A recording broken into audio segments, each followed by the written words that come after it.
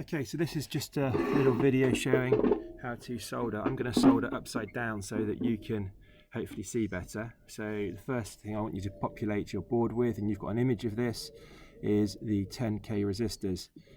In between the 10k resistors on the other side should be 10. We've got 10R here, but that should really be 10k. So you can see there's one in the middle there, there's a 10 in the middle there, and there's also a 10 in the middle of those 2 points there.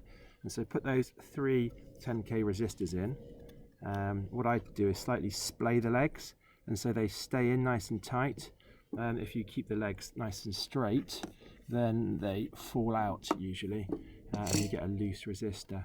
When you're soldering, make sure, I'm just going to bring this over actually, see if you can see it. Hardly. Move that across a little bit. Got my soldering iron. Make sure you clean your soldering iron, and so you've got a nice silver head to your soldering iron.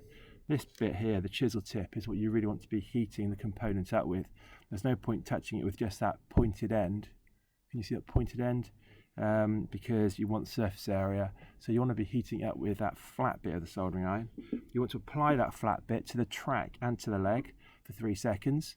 You then want to bring in your solder, which is this, and this has flux in it. This is it, the grey stuff. You want to bring that in, melt that, and count to 3. And then you want to remove the solder and count to another 3, just leaving the iron in contact with both the leg and the track. So let's have a look at that. So I'm going in, 1, 2, 3. I'm coming in with my solder, and it melts. 1, 2, 3, and then I'm bringing it off. And as I bring it off, I bring it up that leg. And that forms a really good joint. Don't be scared to put a reasonable amount of solder on, not too much. You don't want it to form balls. If it forms balls on the surface, it means you're not heating up for long enough after you've removed the iron. Sorry, after you've removed the solder. So I'll do it again. In we go. 1, 2, 3. In the solder goes. And we count to 1, 2, 3, and then we bring it up. Okay, so you really want to just orientate the iron so you're getting the best. 1, 2, 3, in it goes. 1, 2, 3, and then up. So 1, 2, 3, 1, 2, 3, 1, 2, 3, and then bring it up. It's really quite simple, but it's more of a technique.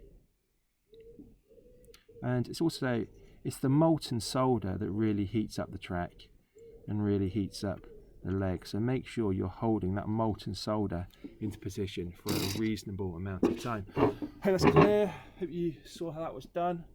And I hope your solders should be forming what they describe as volcanoes. So if you look at them in section, they should look like a little volcano with a wide base and a very thin top.